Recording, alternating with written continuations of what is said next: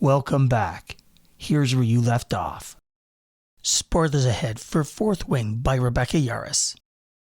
We've spent weeks reading this together and discussing this. It's been a lot of fun. And the first thing I want to ask everyone is, in the end, after reading it, just as the single book itself, was it fulfilling for you? Hell no. It's the most disappointing book I ever read. I loved it. I thought it was great. It was very entertaining. I would definitely listen to it again. Overall, I really enjoyed it. I obviously had my issues with it, as we all know over these weeks. I have some issues with some of the writing. I have issues with some of the names. I have issues with some of her weird-ass descriptions of things, especially during sex stuff. And then I'm like, oh my God, it took so freaking long to even get to the sex stuff. I thought there was going to be more romance, I guess. So I was a little disappointed in that. But when it finally got to it, I was like, oh, it went full force. I was like, all right, I'm on board with this. But she did say some weird ass shit like, he licked into my mouth. Don't like that at all. I had some issues with the names that I thought were a little weird or a little too close together. But overall, okay. Oh, another thing about I liked from the beginning that this seemed to be kind of an underdog story. She has this like physical disability or whatever. And so they start off with that. I felt like they kind of lost that though. Like she then suddenly didn't seem that breakable anymore. I wish they would have had another time where maybe she broke another bone or something like that. It didn't seem as consistent throughout. I feel like halfway through, they kind of like, she's fine now, kind of thing. I kind of wanted that to stay more prominent for her, like be constantly getting over something. And I feel like they lost it a little bit halfway through, in my opinion. For me, I totally enjoyed it. I'm with you, Hannah. There is some issues throughout the book. There's no such thing as a perfect book. And this is not considered a perfect book, right? And the storyline is interesting. I think I'm gonna stick with analysis of I don't know where this book is being marketed to. Is it a preteen? Is it teens? Is it adult? I still don't know. And having dragons makes it fantasy. Having sex scenes reminds me. It reminds me of Game of Thrones with dragons, and after that has an angst of teenage movies from the late 90s, early 2000s. It's all over the place. But overall, the book itself provided a very good storyline throughout the whole thing. There is ups and downs to it. I felt like it's still, I don't know, for me, it's still kind of embarrassing listening to this out loud, right? If I'm physically reading this book, I'm definitely wrapping the cover, right? Because I don't know who is this marketed to. I think it's marketed to women specifically. So, I mean, I knew that really from the how much, she was describing like how hot the guys were and stuff. And then how sexy she found the knife fight with Xaden. I was like, oh yeah, it's a lot of the little subtlety things that I think women really enjoy, that whenever I've read a kind of sexy book by a male writer, they don't write the same way. So I think it's definitely geared toward women. Well, it's kind of funny though, because the last chapter is chapter 39, right? And it switched, because we're listening to the audiobook, it switched to a guy's voice. Yeah. The sexiness is gone. That's an interesting point. It was the weirdest description ever. We were like, what? Like, even guys don't even talk like that. I was not a fan of the guy that's narrating Xaden. I don't like his voice, specifically. Because I really like her voice, but then I was like, oh, I was a little disappointed in his voice. I feel like offense to that narrator, that voice actor. I feel like they record the whole thing and they forgot, we forgot one more chapter. Oh, she's not available. Let's just use this guy. Well, I mean, in the context of the concept that she was unconscious and somebody had to explain what happened during that time period. She was in the hospital and she narrated it. Yeah, there's no excuse. Well, I didn't want to introduce us to this guy, though. My objection wasn't that. I objected because I would have preferred to have Brendan narrate that section. Right? Yeah. If that's the case, it's kind of hard, though, because if she starts talking about her sister about that kind of thing, it's kind of weird, right? So, I don't know. For me, it's like having Xaden doing the narrative. I had no issues with it, but my issue is the voice actor doing it. It's just a weird 360, you know. Like, Well, I mean, and then I just always didn't think they're doing expect this it. to introduce you didn't know him. it was coming. yeah. It's just weird. But overall, I'll read the next book. It's quite a theme that they're doing in books, because like the 50 Shades of Grey books, they then have all the same ones. It's the same story, but from his perspective. And then they had the Twilight book from Edward's perspective. It seems to be such a thing. So it made me wonder of like, are they gonna, not just the little bonus chapters or whatever that we haven't listened to yet, but are they introducing him as you could retell this entire story from his perspective? Made me wonder if the author was planning on doing something like that. If that's the case, it makes a lot of sense, right? Yeah. But you have to look at in this perspective that the book was written in 39 chapters, no extra bonus materials. Oh If yeah, that's the you're right, case, because that it's- came later, right? Yeah. So Okay. if the intent was to do a switch over's point of view, that's fine. I have no problems with that.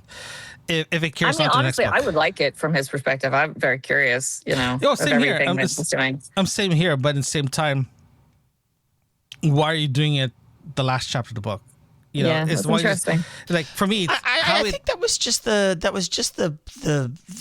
like I said, the descriptive stuff when she was unconscious to describe what had happened after that, and that's what Rebecca chose as the mechanism to explain that. Would I have preferred Brendan? Sure. I don't take as much issue as you guys with this. I mean, did I find it jarring? Certainly I did, but it's like I didn't have a problem with it. I just specifically didn't like the guy's Yeah. voice. So I'm just being judgmental on the voice actor. So sorry. we're just being judgmental. Period. The in my opinion, this book should ended in chapter 38, not 39. Oh, you think? you wanted to be that kind of cliffhanger, right? You Yeah, wanted if to be... if Rebecca already knows they're gonna have 2 more books, might just end in 38.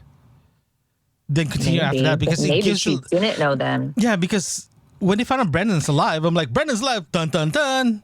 See you next episode. No. See, this is the thing that I take a little bit of issue with the book. I enjoyed the fantasy side of it. I really did. I enjoyed that part of it.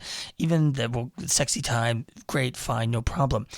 My problem was how it took so long to get to the end of it. Even we'll even discuss the last battle scene. It's like in chapter 36 or 35, something like that. Yeah. So it was really, really late in the book where, most of the book, if you look at it, were 3 things. Her arguing with mother to become a writer and her poisoning people, her doing the will we won't we with Xaden and having a subplot with Dane, and then eventually, we move into the dragon side of it. But the bulk of we use the word action happened in the last 7 or 8 chapters of the book. And yeah, I wouldn't take issue with that. But here's the thing. It's like the book left me with too many freaking questions that she didn't really wrap things up. It wasn't a book that wrapped things up for you. There's lots of questions. What do the dragons know that that other people don't? Are the dragons keeping secrets from their writers? In other words, that is her mother very and the rest of confused by them. that. No, hang on. I got more. And number 2, the Wyvern. We heard about them generically, but then she introduces them right at the end of the book where we don't know anything else about it. And then we get the other writers from the other group, right? And then, of course, the big reveal of Xaden and Brendan basically, we'll say the word working together, or at least having some relationship. And, of course, Brendan's alive. There's so many loose ends to this book. It left me feeling that she just didn't really care about all the loose threads. She just wanted to focus on those 2 or 3 things I mentioned and left the rest just flopping around there, So Maybe you don't it's like another it as a book, sure, standalone book. Is I'm what you're judging saying. this book, right? I'm judging this book, Yeah. right? That's what I'm saying. Right now, Derek, you are judging this based on a standalone book. If this book ended right now, I am. I'm basing it on this book. yeah, if you ended the series based on what we have right now, there's no more book 2 or 3.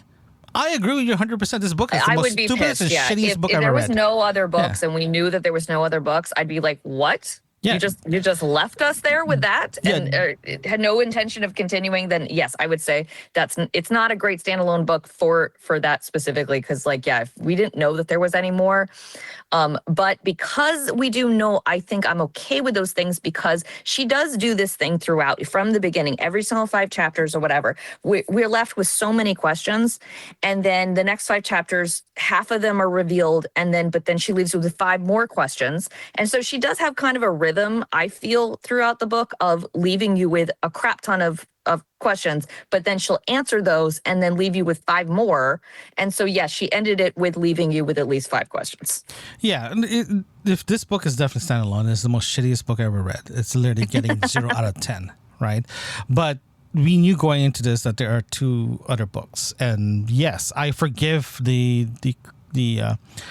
open-ended or all the danglers out there. It's the only way I can forgive it. Yeah, that's the only way I can forgive it. And regarding the wyvern thing, Derek, you mentioned that he didn't really touch upon that, and I agree with you. But they did hint throughout the book, throughout the whole series, the first book. They did talk about that book throughout, and I knew that was going to be something, because they kept talking about the stories. You said it several times that it is a thing. And here's the thing, guys. When we started to listen to this, I had said to you that I had read it before, and I remembered one thing, and that was Brendan was alive. That was the only thing I remember from this whole book. Oh, that's funny. And I asked you several times what happened in the end. That I knew that you didn't. Yeah, because several times I asked you what happened in the end. You said no, so you're just lying to us now. So No. What I mean is, my question to you is this. That was the one piece of information that I had that you didn't during this whole book that I remembered, right? That he was alive. Now, my question to you is, that revelation, how much really impact did that have on your perception of the book, that he's alive? I don't know, not a lot, because they didn't talk about him a whole lot. And I was surprised by it, but I'm like, I don't think if I would have known that, would that have changed anything? Because I don't really know the significance of that. I guess I don't really fully understand. Did they talk enough about how he died and him in general, only that he was a good healer? I don't think I really knew anything about her brother, really. Well, no. So the story goes, Xaden's father kills Brendan in the rebellion 6 years ago, and the rebellion was put down. Xaden's father is killed. Xaden takes on the runes of all the other kids and all the scars or whatever to protect them and so forth. And since that time, because Xaden knows that, number one, his father didn't betray anyone or whatever that he reason wasn't is. crazy, we don't know the reason because it said that, right? They thought he was crazy. We don't know the reason, right? So, but he didn't kill Brendan. So now this changes the perspective of everybody else's actions. And more specifically, all of the senior people that are training Vi and who she, even including her mother. It's like, okay, what is the motivation of her mother? And her mother clearly doesn't know that Brendan is alive, right? That they mourn that or whatever. Mira doesn't know that Brendan's alive, but Brendan has knowledge that either they don't or they're ignoring. So if their mother knows about the wyvern and because she has the dagger, and so she's able to kill them, and she has that dagger and knows about it. She's holding a secret, which Brendan knows about, and even Mira probably suspects, because Mira herself has said to Vi, you don't know everything, and so forth and so on. Maybe Mira doesn't know about it, but she knows the wards are failing. So Brendan's revelation that he's alive changes the entire perspective of people's motivations in the book, I think, which is what I thought was interesting. Here's the thing, though, because we knew, quote unquote, that throughout the story that Brandon died in a war, in a battle. We know that. There's no fact. We know that going. Even the first few chapters, they already said it. Yeah, they say that at the beginning. Yeah. We knew that's gonna die. The reason why I said in the last episode that was Brandon, were you surprised? I said fuck no, because the reason why I thought about that is because there was already, because every single death that happened in the quadrant, they were very specific how they died and how they buried them. Right? They were very, very exact. But when Brandon shows up, they never said how he was buried. Did he burn his body? What happened to his dragons? Nothing. None of that. None of that happened. They never talked about that. Yeah, I don't think I even cared or paid attention to that, though. I don't think, because anytime they were talking about stuff in the past, I don't think I would have expected them to talk about how in detail. So, I mean, that wasn't a red flag to me anyway. So, I mean, good on you, I guess. Because I don't think I even paid attention to that. I don't think I would have thought that was relevant. Yeah, no, I agree with you. It's definitely not relevant, especially if it's a thing. But it's one of those details because so far anything that's happening from the past or even going or present or whatever, she was very good about describing it properly. Right, even the wounds or anything like that. But as soon as it gets to the Faber books, she was very, very particular regarding which books that she was looking for. Yeah. Right, and I think I mentioned as well too that her waking up after the fight scene and the only person that's there was Xaden, and her world is literally upside down now. This is before Brandon showed up. She knows that the fable books that her dad was giving to her is there's actually truth on it. That and when she went to the library looking for it, there's nothing here. So she already questioned why is it not here, because they supposed to have everything. If it's not the original, they have a copy of it, right? And when the wyverns showed up, I'm like, this is not right. This is not real. This is fake, right? They start battling and they're like, oh my God, they are real, right? So now everything's sort of upside down in her world. When Brandon showed up, we're like, WTF? What's going on here? Yeah, because I can't imagine how many questions she has now. And also, like, who all knows about this? You're assuming I imagine she's assuming her mother does, but like, does her sister know this? Yeah, I'm very, very curious at what does the story Brandon have to tell? I'm very curious about that. Yeah. But overall, the overall book, what was your favorite part of it? For me, it was actually the training. For me, it's is when Liam showed up, because like for me going into it, she has her own friend zone, circle of friends and all that stuff. And when Liam showed up, it's like, this is your bodyguard. Liam did not say, I'm your bodyguard, I'm here to protect you, blah blah blah. He was there to be her shadow, but her friends they ended up accepting him and became this amazing group of friends. When Liam got injured the first time, Violet was pissed off. He killed a guy with a freaking lightning bolt, right? And that tells me that their friendship is way beyond what Xaden and her has. Well, here's the thing. This is interesting. Thank you, Leonard, for that intro. Here's my argument. My argument is that Liam is the person that Vi should have been with. Why didn't she like him?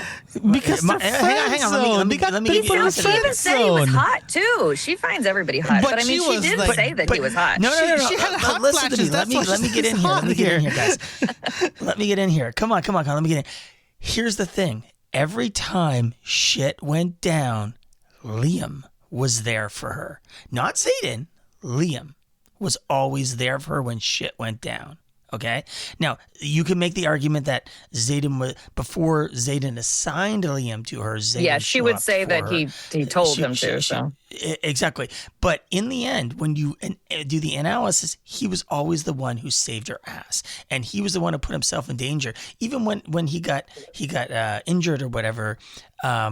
Beforehand, it was him protecting her and coming to her aid, and then he gets injured and so forth. So that's my argument, because he didn't, he's given her he's given her the little carvings and all that sort of stuff as like, okay, so he's not like being like, oh, I want to date you or whatever. I get that, but he is being a genuine person to her, a genuine friend, somebody who's always showing up for her. Xaden's like, ugh, I don't want to be around you or something. So, I mean, I think she should have, in the argument when she was, they haven't, what?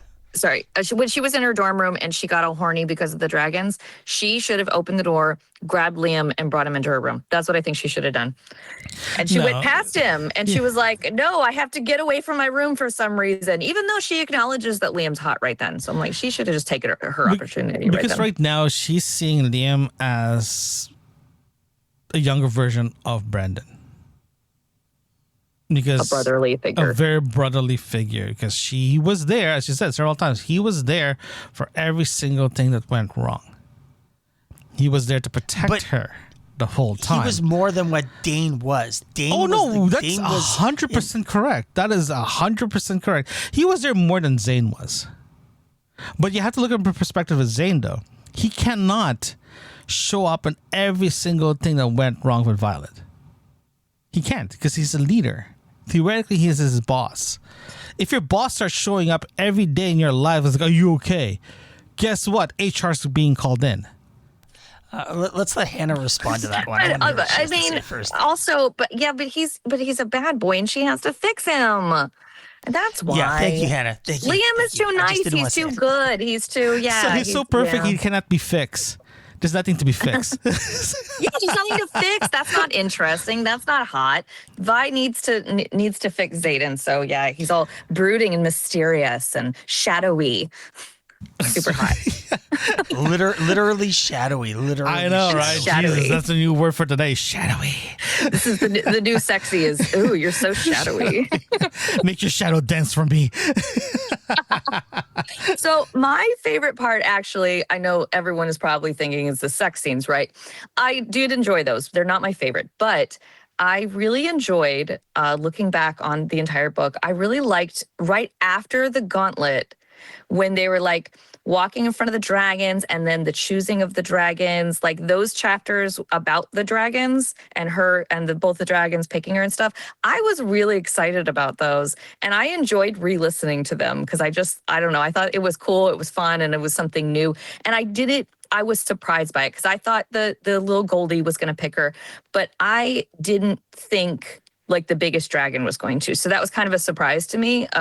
And I even when our predictions, I didn't think that was going to happen. So I enjoyed all of the initial dragon stuff. I thought it was interesting. I was a little my disappointed. favorite part was also Sorry, Mr. Derek. T. Like, he was my favorite part there. Yeah, right? That was my favorite part of the book. He was my biggest disappointment.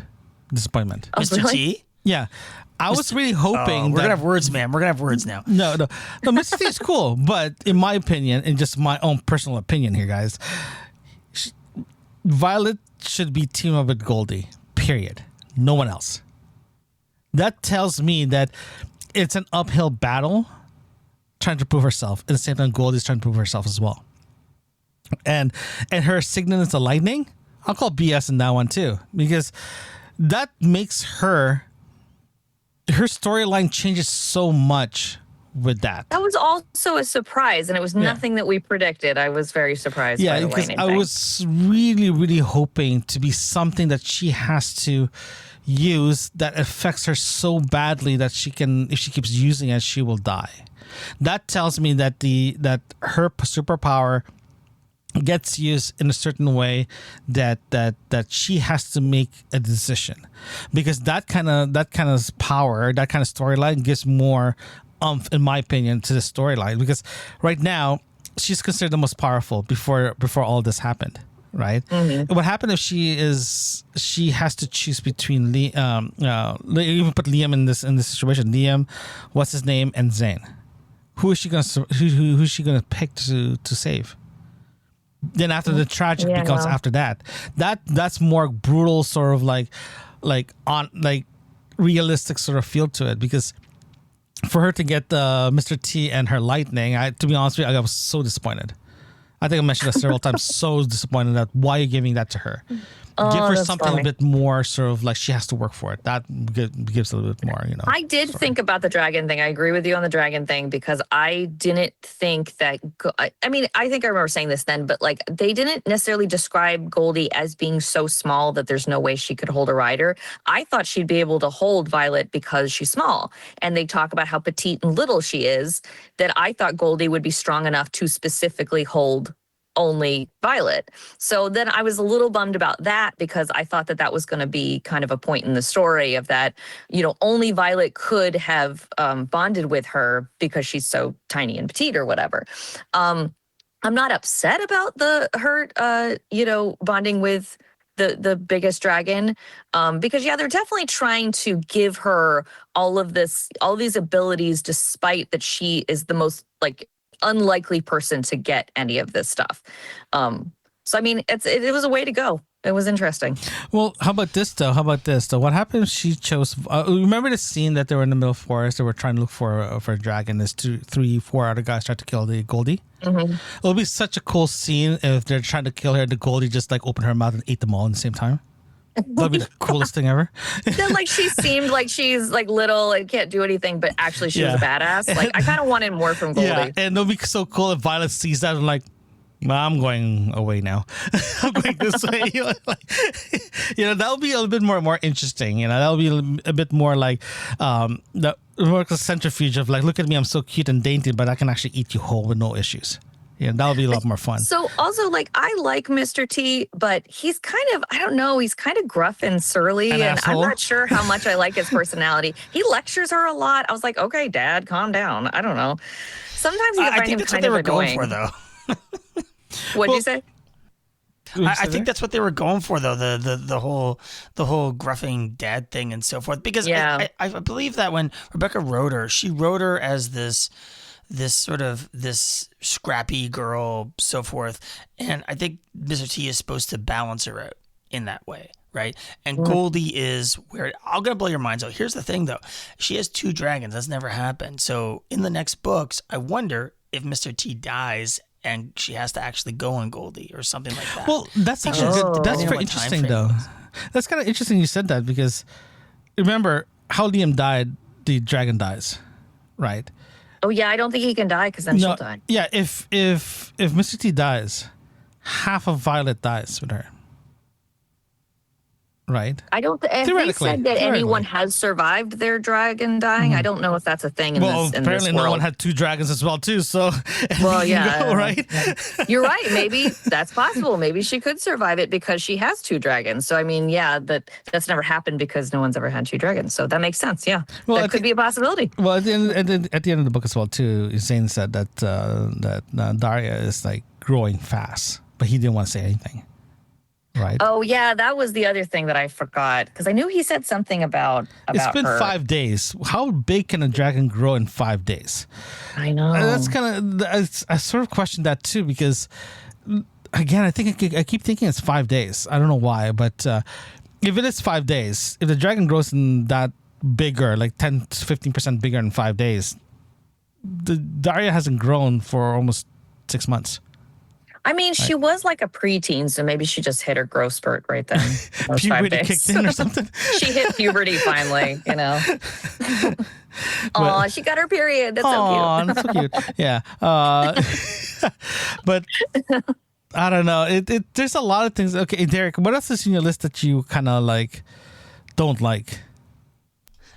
Why did this turn into me not liking? I just you made a list. What did you like? I know, God. What was your favorite part? So look, I liked Mr. T. I did like Mr. T. I enjoyed that she got 2 dragons.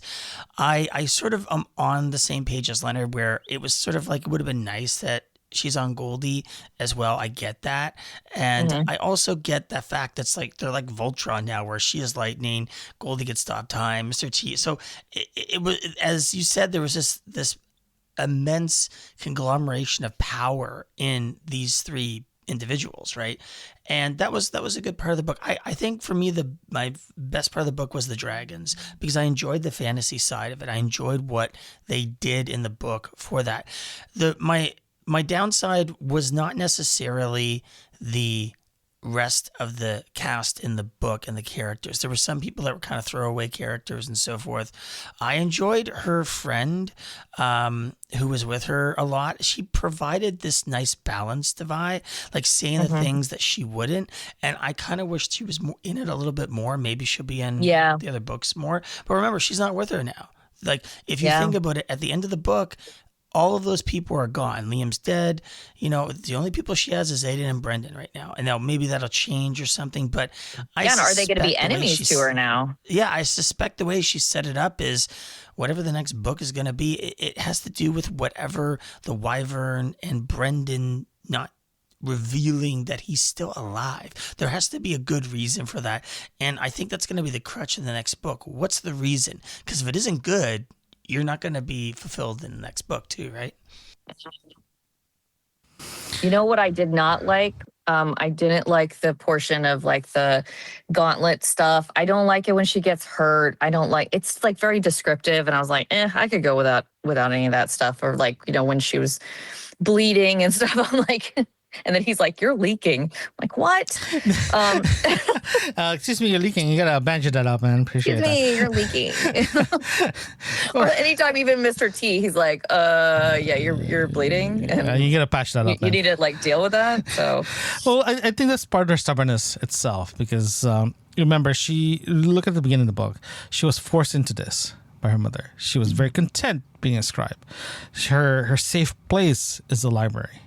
Right, and her transformation from a scribe into a writer was a big leap, and this book actually, in my opinion, captured this whole journey of that.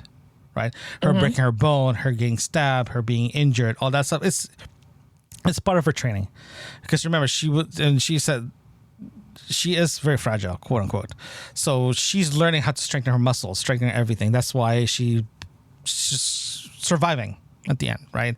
But at the same time too, that every time she goes back to the scribe, getting those books early in the morning, she feels very at home. She was torn. You can literally see it in pages that she is torn between these two lives. But right? Xaden called it out very early on when he started calling her violence, and that was when she threw the daggers at him. And he's like, "Oh, hey, you're kind of violent. That's interesting." And I'm like, she would have been miserable as a scribe, especially after she says, like, you can't even show emotion or anything. I'm like, no, how could she not show emotion? Like, she's all emotional. And I think she would have been miserable being a scribe. And I thought that was kind of a fun process of, like, seeing her personality come out more of that. You can be, because you actually are pretty violent and you have a temper and all that stuff. But that can come out being a writer, and it would never have been able to come out being a scribe. But here's the thing, for her being trained as a scribe, she will not know the difference between, well, granted, if she goes straight to being a writer, she will never have that ability to describe. She becomes a drone. She just becomes her sister and her brother. She will not able to think. Yeah, it was good that she trained what she did. Yeah, that she learned everything she did. Because in the end, that it's going to help her. Well, here's a question for both of you guys. Just putting it out there. You think her dad is still alive? Oh, you think now the dad might still be alive? I don't think so. No, I mean, they talked about his death. They talked about the mourning. I don't think so. See, now see the difference between her dad's her description of her dad. No, you're right, because they did describe how the dad died, and you're right, they never described how Brennan died. Because of Brennan's death, the dad died. So no, I don't think so, Leonard. So going back to the second chapter, beginning, he's alive. Leonard, do you remember when you said you thought that the mother sent Dane to impregnate her? Do you still think that's the goal? Did I say that? You totally did. Yeah, you did. Last episode, I think. Good memory there. When you said it, I went, what? This is I don't recall that conversation whatsoever. You don't. That's so what you Americans call. I'm calling the fifth in this one. I don't remember saying that at all. But if I do say that, I have okay. Now I'm trying to remember if I said it or not. It seems like something you'd say, buddy. It seems I know. Okay, if presume I said that. Okay, if I say that, there's a good chance that it is part of the conspiracy that I said a few episodes ago that there's a deeper. Yeah, and that was the first time you said that. So it was fair because you kept on going with that there is something going on here. There's something deeper, which you were right. So, I mean, you're good on your predictions. Chapter 1, baby. I know exactly what's happened in the end. So far, my predictions are pretty good. Well, Derek told me that. He's like, I don't know, Leonard does seem to predict things sometimes. I was like, yeah, that was fair. There was something going on with that. I can read between the lines. Some conspiracy theories, but when you said that Dane was a plant to impregnate her, I was like, what? Well, that was a little off the rails there, buddy. But you had a thread in there somewhere. Let's look at the perspective that if Dane, okay, let's concentrate on Dane, not even talk about Zane here. If Dane is considered Violet's old good friend, best friend, right? When she was excited to see Dane, right? She found out the guy's an asshole, right? But when she found out what's his magic is, it makes a lot of sense, right? Mm-hmm.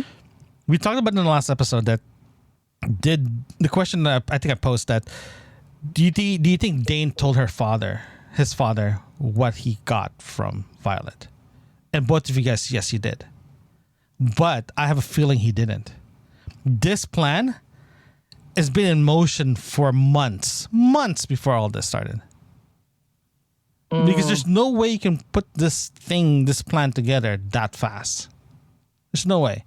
Remember, there's a note at the castle or the fort, saying that whatever it says there, if you want to be a writer, blah blah blah blah blah, it's not here. I don't care. Right? There was a note there. He even said that we don't see anything more than three relics or rebellion kids at the same time. This is But he trusted her. He trusted her to know what the note meant, whether she was a writer or whether she was a scribe. He knew that she would eventually learn the truth, I think. And I think that was his way of telling her. And the interesting thing, you bring up a good point, that the father and the mother both knew the truth. The scribes hide the truth, and the writers, know the truth because they're fighting.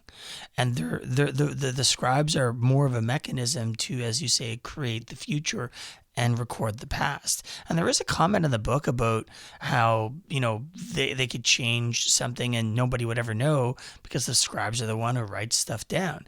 And being the head scribe or whatever, he would have the ability to do that.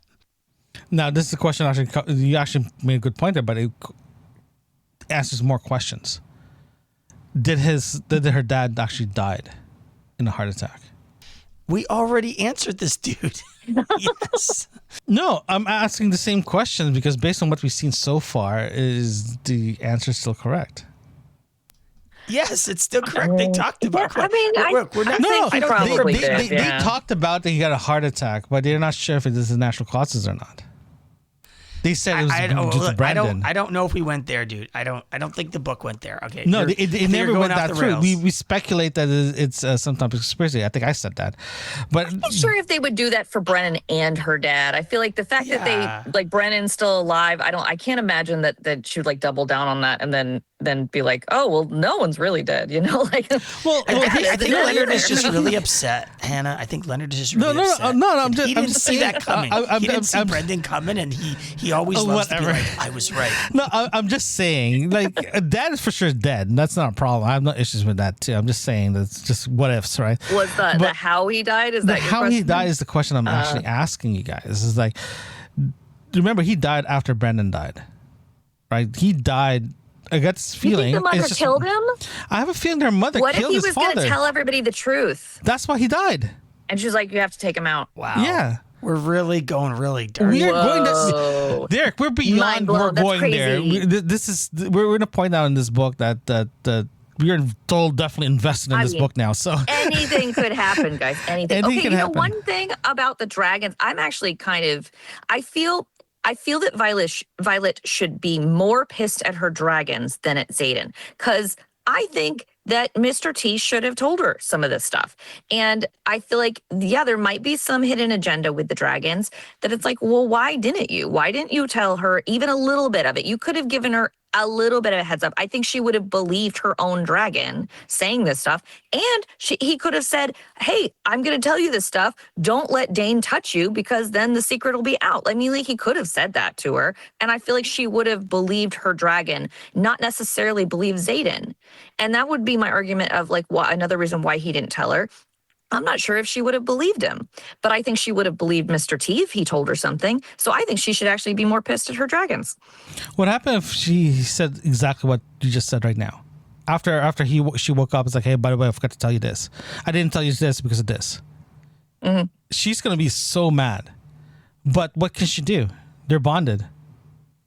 Yeah, She's that's not what gonna I'm fly? saying. Exactly. It's you guys are so. I guess I gotta believe you. So whatever. No, I'm just saying. What happened if he says that at the beginning before they went for hey Violet, hey Silver One, I should tell you something. Hey, your brother? Yeah, still alive. I've been working with him Yeah. secretly. I gotta Don't tell tell you That's why I about said it, the yeah. reason is the key to everything. If Rebecca doesn't give a good reason, then you're gonna hate everything else that comes. It's just simple as that. The question we Yeah, have there to has ask. to be a reason. Well, the question I have to ask is this is for Rebecca. If you want to have this a very in-depth, intelligent conversation with all three of us, please drop us a line because we really want to talk to you about this because there's a lot of unanswered questions, especially in Derek's list. I mean, I don't guarantee intelligence, but I'll have an in-depth conversation. That's what I'm saying. Yes. I don't think I'd have any problem with telling her I had some issues with the writing. Yeah, this is why no one replies. This is why no one ever wants to come on. Hannah's gonna be like, what is your obsession with licking in mouths? What is up with Yeah, that? Tell why, us, have you been why did you licked in feel the the mouth need to before? describe it licked into my mouth? Or I really want to ask her about that. Hey, authors should stand by their work and be willing to talk about it. Every book to review, we asked them to come over. They said, no, Yeah. we're not going to have this discussion because you guys are a bunch of nerds. Well, look at us now. We have a podcast now. So. Yeah, that's fair. So let's ask you guys, how would you score this? What are we looking at here? And this is Leonard, like why don't 1 you to start? 'Cause 5? we do out of 1 out of 10. So 1 being bad, 10 being great. And you have to tell us exactly why. Okay, Leonard, you go first. I was gonna suggest that. Go on, Leonard. You're up. Okay, fine. I'll go first. It's like going to a restaurant. I don't like going first. I'm going to give it about 8 out of 10. Reason why is I really do enjoy, out of all this, all the stuff I've said so far, I really enjoyed the storyline. The reason why I give it an 8, not a perfect 9 or 10, is I have zero clue who this is marketed to. Because I've seen kids buying this book. I've seen teens, adults, us. I don't think buying teens it. That really confused the crap out of me because this is definitely not appropriate for younger people. But either way, I definitely enjoyed it, reading it, and I am definitely going to be voting to read the next book. I agree. I agree with everything you just said. I also would give it an 8. That's what I would rate it. If I go on Audible right now, I probably would give it an 8. And yeah, because I had a little bit issues with some things, but overall, I very much enjoyed it. And I think I would recommend this book. I understand why it got like very TikTok famous and everyone was talking about it for a period of time. I understand why, because it was really kind of addictive. And I had heard that, like, you know, women were reading it, but then their husbands wanted to read it because it, you know, had a good fantasy edge to it or whatever. And then the husbands were getting sucked into it. So I do think it's marketed toward women, but I like that men are enjoying it as well. And I think overall, I did like it. But I did have a few issues with the writing, some of the weird names and stuff like that. So I agree. 8 is solid. So the husband likes it for the dragons and the ladies likes it for the sex. That's Yeah, nice. I think so. Okay, good. I think so, yeah. How about you, Derek? Well, you guys are going to make me the bad guy here. I'm going to give it a 7.5 out of 10. And the reason for this is I don't believe that there needed to be as many loose ends as there was at the end of the book. I'm okay with putting the shocker. Brendan is out there, not a problem. I enjoyed it. It was great. I think that I have issues with the writing because I think Rebecca got really caught up in the whole teenage will they, won't they, Zayden, and, you know, doing that. And I think it was nice having the fantasy and romance things smashed together. Sure, as Leonard says, Game of Thrones, but I think she became too involved and we didn't really get any resolution. And she gets to the end of the book and she goes, oh, right, I'm supposed to have battles and answer questions. And so I think there was too much left at the end there. And I think that kind of, once we got to the last few chapters even, was a little bit upsetting to me because I don't mind having 1 or 2 leftover strings hanging out because every writer that happens to them, they just get involved in writing the book. But when there's like 5 or 6 or whatever, I kind of go, really, how laser focused were you on in that little bit of the book, right? And I think that's where the downside is. I certainly did enjoy it. It's just I don't know. I mean, you're my guys, you make me out to be the bad guy here, though. I think. Well, okay. So my issue that I'm worrying about the next book or whatever is that I think that this book was very much character building. So it was a lot of that, and they left it off with being like, well, here's all this action and stuff. Now I'm wondering if the other books are going to be kind of nonstop action. And I think I'm the opposite feeling of that, like where a lot of the action was happening at the very end of the book. But I'm like, I kind of like the interpersonal relationships and the character building and stuff like that. So I'm worried about the other books being like, is this going to be like nonstop dragon venom fighting? Because I personally am not as interested in that as I am with the interpersonal relationship. I'll make you an argument there. Here's the other argument. Here's the interesting argument. You read it because you're like, oh, there's the bad boy and so forth. Now that they've done it and they're there, what's left? She's not going to keep that going in the second book. She can't keep on that, whatever. What are they going to do? Fight, break up, get back together? Is that the next book kind of thing, with Xaden and her? Like, what is that going to look like? You see what I'm saying? I mean, she needs to forgive him and then they have sex some more. That needs to happen. Okay. I mean, obviously other stuff has to happen besides that. I'm just mad if she does not forgive him and they don't have sex more. I'm going to be pissed. She's going to run to Dane's arms like, please forgive me. That's what's going to happen in book 2. Or find somebody else. Maybe they'll introduce a new character that's better than Xaden. I'm down with that. That'll be interesting.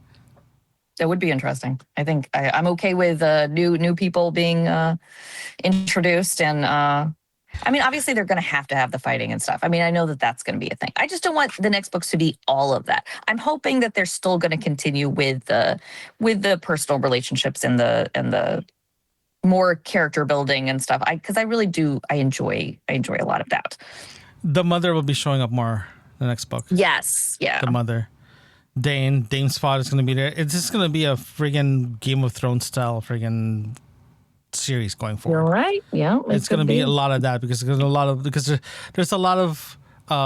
good guys, supposed to be good guys, but they become bad guys. There's a lot of, it's literally Star Wars all over again with dragons, and like there's going to be a lot of like rebellions. And I want to know more about the dragons. I hope a lot more will be answered about the dragons and their relationships and their knowledge, and do they have a hidden agenda, and why didn't he tell her? And I want to know more about the dragons. I hope that they talk more about that. Join us next time as we review the bonus chapters in Fourth Wing by Rebecca Yarros. Thank you for joining us today. Don't forget to hit that subscribe button and share a review. We love to hear from you. Send us an email at yourbookmarksinfo@gmail.com. Join us again right here where you left off.